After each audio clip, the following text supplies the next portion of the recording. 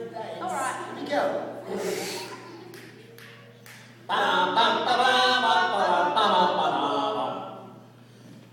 Ladies and gentlemen, last night in the Oval Office, I got a call from Donald Trump. He says he wants to redesign my 2012 campaign posters to look like the ones for runaway slaves.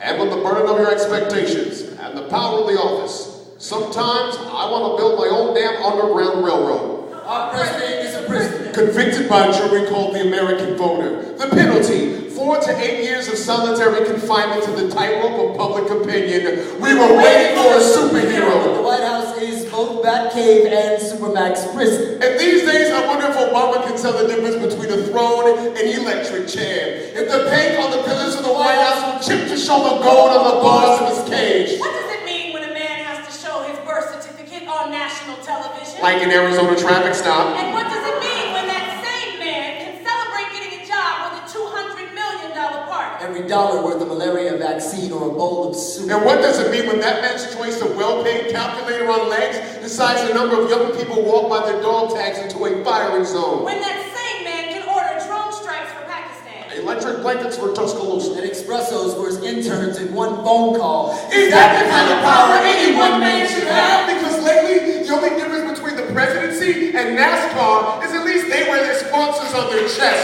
Does Michelle know that you need a man with Goldman Sachs?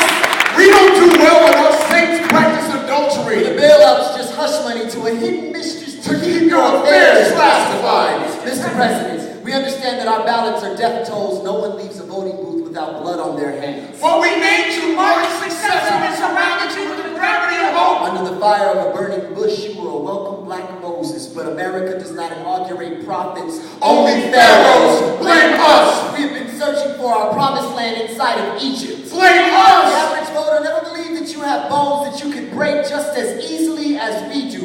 We are all too content being the shadow that walks behind you. Blame us. For casting Christ onto you instead of us being the change that we wanted to see. And the White House is the site where one of the biggest genocides in human history and the atom bomb began. So how is anyone who wants to sleep there for 8 years straight In any way qualified to run my life?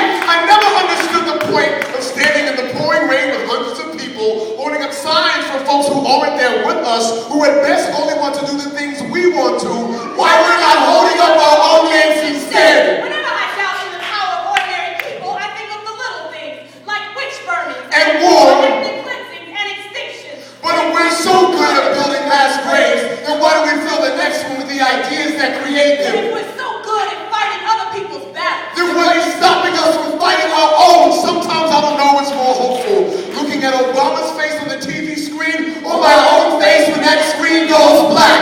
We have forgotten that he only flew like Superman because he crowd surfed on our hands. We have forgotten that we are the only change